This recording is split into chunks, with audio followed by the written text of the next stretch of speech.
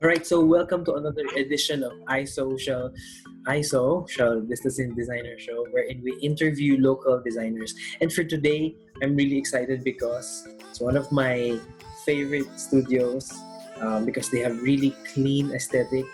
We have Mr. Karl from Uncurated Studio. So, sir, Hello. good evening. Good evening. Good evening. So, kamusta? Just for the viewers, this is the first time that I have met Sir Carl. But I've been following his works ever since. I was surprised kasi when I was just browsing ISO and then people were, you know, retweeting or reposting what he's been doing. Sabi ko, sino to? And it's, if I could describe your work, it's pretty on, iba siya eh. Kung parang very clean na Western, clean Swiss, and all. So, but I leave that to you, sir. I would like you to Okay. introduce yourself. Okay. Hello, everyone. My name is Karl. I am a graphic designer and illustrator. I'm from Cagayan de Oro City, and I run a design studio, Uncurated Studio. So, in the studio, we do a lot of graphic design work, branding, print design, packaging, basically anything that has to do with like visual communication. So yeah, so happy to be here. So happy to, virtually meet you, Sir Dustin. I've been Oh, to Manila like for the past months, but parang hindi tayo nami-meet. So finally, I've met the person behind I saw design. So hello. I mean, sobrang ano nga eh. Parang, I think you've been flying to and fro Cagayan because of you have works here. If not mistaken, Tipong Filipino, you're a part of that. Mhm. And at the same time, were you also part of Uniqlo's Yeah, line? Diba you were? yeah, So, those are the things that I missed. I should yeah. have, tipong Pilipino, uh, Mm-mm. sayang yon. I never got to see the works in person. Sayang. So, ang first question ko with you is, so can you give us a short background on how you came to be into designing? So, why design? I'll try to like condense this one. Kasi it's parang ang daming detours dito. Sure, and then So, sige, go ahead. I okay. mean, So, detours are fun to hear. yeah. Okay. So, basically, I just like for context lang, I grew up in like in a enabling environment. Like my parents were like really supportive to me and my siblings. So we were encouraged to like explore any creative endeavors. So my sister and my brother are really good at music, but unfortunately, I'm not really good at music. So I took the visual one. So my father is a really good artist, but um, it's he considers it like a hobby. So when I was young, when he saw na parang I got an interest in like the visual arts or like drawing, he was the one like pushing me to join poster design, poster making competitions. But I'm not really the best one. I don't really win those kind of things. But until high school, I was like the art guy, the artsy guy. So parang ganon. And then in terms of like Photoshop, I got a hold of like Photoshop when I think I was in fourth year in high school. That was in 2008, I guess 2008, 2007. So my sister has have like a best friend na parang I saw her doing stuff in the computer and then I saw it na parang Photoshop yun, and I was really amazed na she got to like change the color of the hair, change the color of the eye. So parang yun, it interests me. So I told my sister on the weekend na parang, okay, let's go to the nearest city and then buy a pirated copy of like Adobe Photoshop. So my first Photoshop was CS2. So that was 2008. So parang ganon, like I tried to explore and then parang yung knowledge ko nun is parang it's like for image making lang, parang editing photos. And then when I was in college, so for before I graduated in fine arts, but I first went in college in Xavier University. So I took up first engineering. So I lasted there for like 4 years. So I was like nearing the thesis phase. And then so in Ateneo, I don't know if it's the same in Ateneo and other Ateneos in the Philippines, but in Xavier, you are encouraged to join at least like 3 organizations. So parang by default, you are already part of the engineering department, engineering society, so you're already part of it. And then in my case, I was like a chemical engineering student, so I was also part of the chemical engineering society. So parang I was like one option na lang for the 3 organizations to join. And then, pero walang pressure, no pressure. Basta at least like when you graduate, you have 3 organizations. So when I was like in third year or second year, um, I have a classmate in um, a classmate in one subject, and then he was appointed as president. And so during that time, they were looking for like someone who does like Photoshop or something. So parang he kind of remembered me. So he tried to join me. Like he appointed me as like a communication designer or something. And then this organization is called Streams. It's actually a nationwide organization. It's in Manila. It's called like Pathways to Higher Education. So parang this organization helps marginalized students to be like to help them like get scholarships. So my task was really to make supplementary visual aids for them. After that, I got introduced. So I need to study like I need to study how to make booklets, how to lay out things. So there I had like prior knowledge to Photoshop, and then I stumbled upon a lot of tutorials online, and then I saw na you can do a lot of things pala in Photoshop, and then suddenly I was introduced to Adobe Illustrator and then InDesign. And then after that, parang nakaka-addict. yung that time when you like when you discover you can help people through design. Kasi parang in my case kasi those who were like the high school students who are really not really incapable of like paying tuition fee. If my design, if I can help them through the booklets or something, na parang after that they can get a scholarship, like pass through a scholarship. Parang I saw a noble thing about it. After that, my suddenly my interests were like shifted. I was like more into like I wanted to design. I got really interested to it. I was not really neglecting my studies, but my priorities kind of shifted. Parang when I approached like fourth year in my engineering, parang I told myself na is this really engineering really what I want to be? Is Do I really want to be an engineer?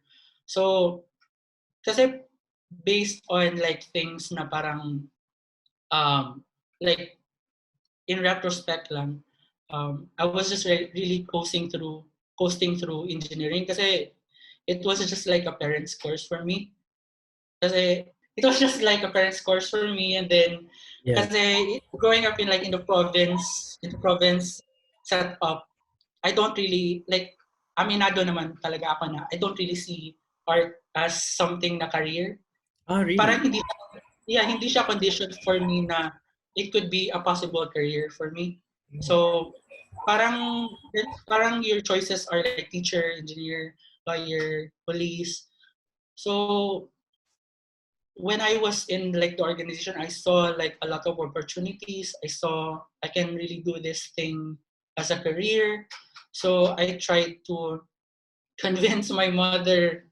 That was really hard. That's hard kasi we're not really rich. We can't really, afford a formal art school thing. Kasi yung art school is like parang in Manila, there's no really like fine art school in Mindanao. Parang hindi siya available during that time. And then luckily like someone told my parent, my mother, like someone told na there's near art school that's in Cebu. So it's like one boat ride lang sa amin. So after that, parang I went to Cebu, I studied design, and then here I am now. So doing design. You finished engineering or is Ano, didn't you did finish. not. Kasi Oh yung wow. engineering is 5 years. 5 years yung engineering. So I was like on Oh. the brink of like thesis, finals. Uh-huh, So uh-huh. I didn't really pursue engineering. So So I you did jumped not in. finish engineering and then you finished the whole course of fine arts in. Yeah. Oh wow, that is amazing. That is amazing. If meron kang engineering background, can you safely say that engineering, at least the technical, or Yeah. it hasn't Yes, yes, helped you with your design? yes. Yes, kasi I've always, parang yung when I was in, when I was in Cebu already, and then we do a lot of plates, and parang I inherit like something about the engineering practice. I'm very process oriented. Yung methodologies ko parang very streamlined. So it's very like parang I got to use some parts of what I learned in engineering, and then I I try to do it while doing design, like my plates before, and then parang for me the systematic way approach of like the engineering part was really helpful for me in in approaching, even up until now, approaching design work. Parang I think I still have that discipline na parang I attack every project in a very systematic way, and in a very like I'd like my design to be parang my depth or like my explanation to it. So parang my foundation. Question, so after mong mag-school, so how did you officially start your career in design? So parang yung course kasi is advertising arts. So hindi talaga siya design centric. Although may units naman na design. So after college, I worked shortly in advertising. After graduation, I worked at a small advertising boutique in Cebu. And I think I lasted like for 2 months or 2 months max. And then I went back to Bukidnon kasi that's where my home. Kasi I noticed na yung classmates ko, batchmates, they didn't jump into the work life. So parang nainggit ako. So parang, okay, since I spent like 8 years in college naman, parang it won't hurt na I take a break lang muna. So I took a break, and then after 5 months, I got an email from a colleague in Xavier. That's a friend in engineering. So parang she worked in a creative agency in Cagayan. So she was inviting me to work as an art director. So I took the job kasi it's very near. Um, for context lang, Cagayan de Oro and our hometown in Bukidnon is just 45 minutes. So it's very near. It's very near in the border of Cagayan de Oro. So parang I can just travel every day. So I worked there, and then after 10 months, I decided to like resign kasi I've always talked about this to people kasi people have different ways of motivation, like different environments on where they thrive. So parang from these experiences, like work experiences, I've noticed na parang I don't really do as much as I wanted to be. I'm not really at my full potential in like an office setup. So I it's not really good for the company already na parang I'm slacking, and then also, it's not really good for my mental health. Also, kasi I'm always like demotivated. So it was really a bold choice for me, like to be honest, for me to start the design studio part. It was really like a bold decision kasi I don't have a stream of clients in Cagayan de Oro, but the only thing that's like supplying like financially supports me is my stream of clients, like parang freelance na clients ko when I was still in Cebu. So parang these are like freelance clients. So most of them are like NDA, so I cannot really post works from them. but they pay me money, so parang ganon. So I use the money to create the stuff that I want to people to know me that I'm doing. So parang in a span, I started design created like 2017, and then I've only gotten like legit paying clients like say June last year. So parang I think the Oh, journey was I think it was it was really rough.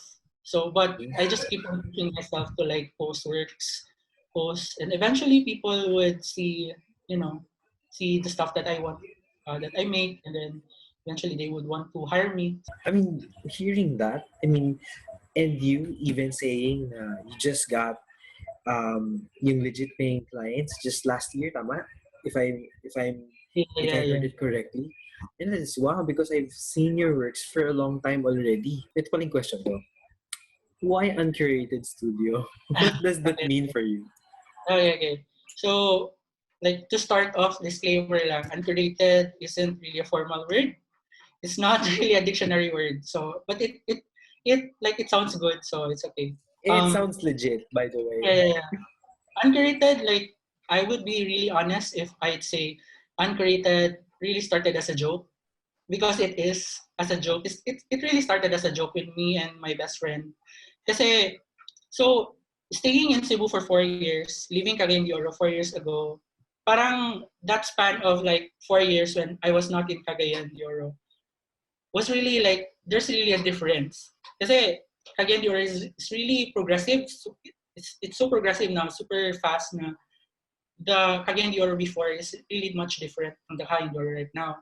So me and my best friend Nico were somewhat like walking in Cagayan de Oro, and then just one of those nights. So parang me and my best friend likes to talk about emotional things. So we like to talk about, anything that has to do with feelings or something. So we tackled about the influencer industry in Cagayan de Oro. It was really funny kasi um, un- Uncurated actually started as a merch something.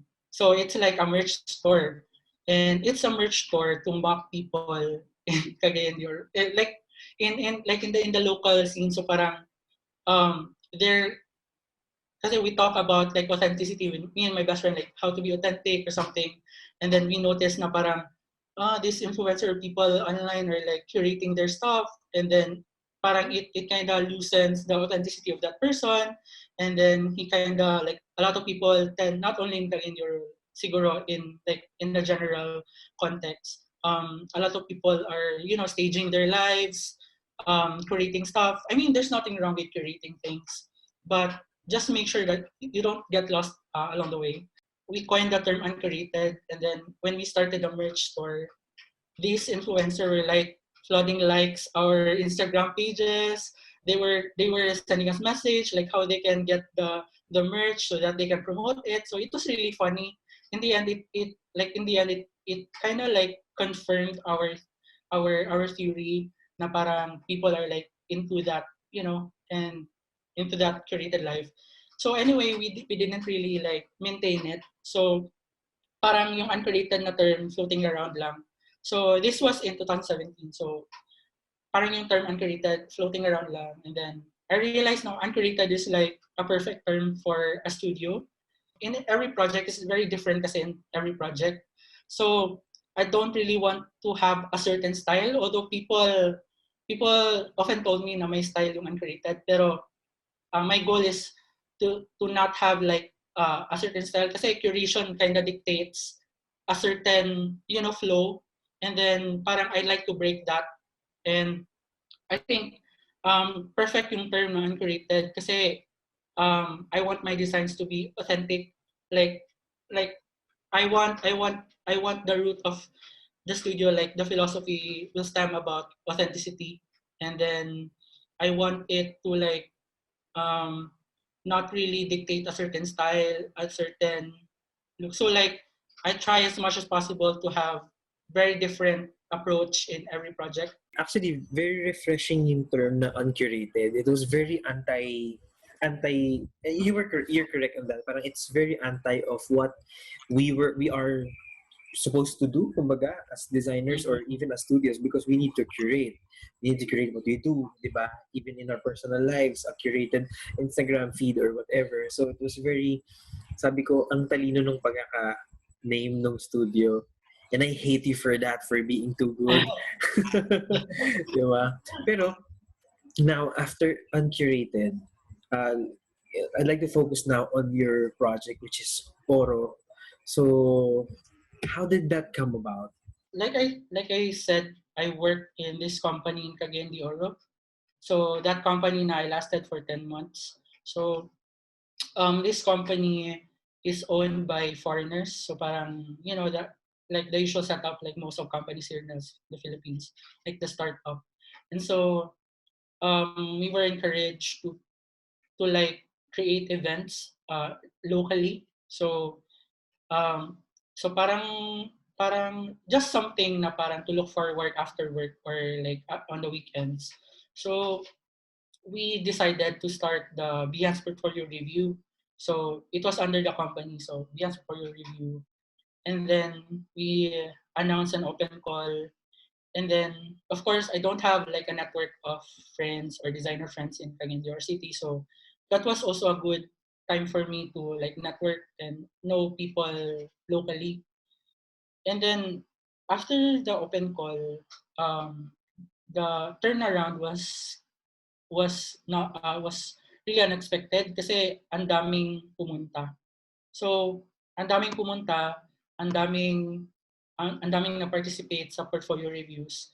So, we realized na okay, if there is something like this one in Cagayan de Oro, like there is like a scene or community, why not we have like a design conference, but that's not limited in Cagayan de Oro.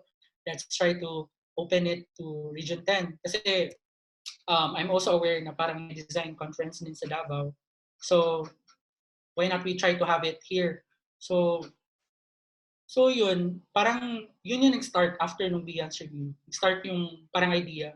And it has been floating around for like almost 2 years. Kasi 2017 pa yun eh. So by 2019, we really like pushed through the design conference. I think the reason why it was just floating around kasi most of the people in the team are not really experienced people. So we had to consult a lot of people regarding the logistics, regarding how to stage a conference and curating the speakers, everything like that. So trying to be ready, if that makes sense. So parang if we are gonna start it, let's start it na parang we know what we're actually doing and like going in for. So yeah, I'm really happy na it reached like 2 years already and approaching 3 years. So Yeah, I mean, your first year, even your first try was very nice. The design was really, and if you just said na parang we think that parang you're trying to stage as if you know what you're doing. You actually did something that's really nice. You even flew in designers from this year, diba? You flew in designers from Manila, and you yeah. even timed it at Grafica Manila. Oh my God, So, that was so hindi yun intentional. Unintentional yun. oh, okay, okay. Kasi I really want to go to Grafica Manila also, but we cannot really do because the venue and then the date was already decided last year pa. So we cannot do anything about it. So we just take it to it. Parang sayang naman I can go to Grafica. But what Uh, the good thing about what you're doing is that I don't think that a lot of people can fly. Oh, of course, not a yeah, lot yeah, can yeah. fly to Manila. So what you did is to fly in great designers or work. You had to fly it into to Cagayan de Oro. So I really think that that's a nice cause. And that is a nice move from you guys. Ang ganda-ganda ng assets na ginagawa nyo. You, I always look forward to to featuring you guys in ISO. I mean, kahit papaano, I don't know how we can help you really aside from posting about you guys and being thank proud you, of thank you. being proud of what you're doing. So personally, I'm happy to see um, great work from Mindanao. So here's, and I don't want to, ayoko namang patagalin pa yung ano, and I think you still have other things to do. My question is, so what do you think is the design scene in Mindanao? And but parang ikaw, do you have a certain vision for Mindanao? Because me, I'm looking forward to seeing more works from you guys. So ikaw Yeah. ba? What do you think? I think yung pinaka-vision namin, like going back to Oro Design Con, yung pinaka-vision namin is to really encourage designers in Cagayan de Oro to come out. Or like, to even, kasi after the two editions, people started posting their works and people started really conversing, really talking about design and how they can, contribute or something. And but our collective plan is to really have like a booming or like a very healthy community of designers. Kasi design, like I have to be honest, like design is kind of like a rock star, like celebrity-ish type of like scene. I want to break through that, and right now, I really want me and my friends just really want to have like a great community here. Na parang there's really talent here. There's a lot of people who do really good work here. Yeah, and I believe so na you have great undiscovered talent pa. That's why when again going back na when I saw you guys and you're from Mindanao and I was like, wow, the things that we can still discover, the potential of it is just tip of the iceberg, I think. So if I'm going to ask you, is there a specific say regional type of design that say when you see it, it's Mindanao? Do you have something like that, or you're still developing it? Hmm, that's very hard to answer, but I think stereotypically, tribal prints or like the beading star style or something, or the tribal design, a lot of people already could, you know, identify it as like a Mindanao, very Mindanao style. It's very it's very hard to answer, Yeah, I but understand. in terms of like identity, um, parang it like during the Tipong Pilipino na exhibit, it's also been tackled like what is like Filipino identity, or like it's hard. It's ever evolving, like the identity part of like the Filipino. Stereotypically lang, people would if you want to see Mindanao design, people would really associate Mindanao with the tribal prints or with the weaving patterns or something like that. So it's I think it's the most, for me, like it's the most like safe answer that I can give. And it's actually hard. Yeah, I know. I am very much aware na it's a hard question even to ask because yung identity itself, it's really hard to pinpoint eh. Yeah. I was asked the same thing before because when I was in this, well, I was blessed to also speak in a TED talk. Mm. And tinanong ako doon kasi my speech was about advocating about Philippine graphic design and asking for identity. And tinanong ako, what are the other indicators of Philippine graphic design? Sabi ko, well, the first indicators, at least for me, would be using baybayin or the Yeah. stereotypical parang jeepney fonts and whatnot. Sabi ko, perhaps we can, it was a suggestion. So perhaps we can start with fonts. Kasi yung Yeah. easiest touch point mo in terms of identification. And then true enough, after months of speaking about that, biglang naglabasan kayo na you were just spewing out so much great Filipino type na I'm just mind blown, and I'm just positive to parang look forward na hey, we will be having we're having an actual design revolution. So, I'm just really excited to what's in store for us and perhaps create the identity of the Filipino graphic design in the process. So yun, again, Karl, I'm very happy to have talked to you tonight at last. And, I have so much insight from what you've said. And again, just to say it and speak it out loud there, I'm looking forward to more of your works. At the same time, I hope to be able to finally attend Oro. Okay. Diba? Parang looking forward to meet you in person. If either here, if you attend the design event here after the quarantine, or perhaps there to finally see you guys. Thank you so much for your time. I won't take much of your time any longer, and I hope you enjoy the interview. And see you after the quarantine. Thank you, sir. All right, thank you. Thank you, Karl. Bye.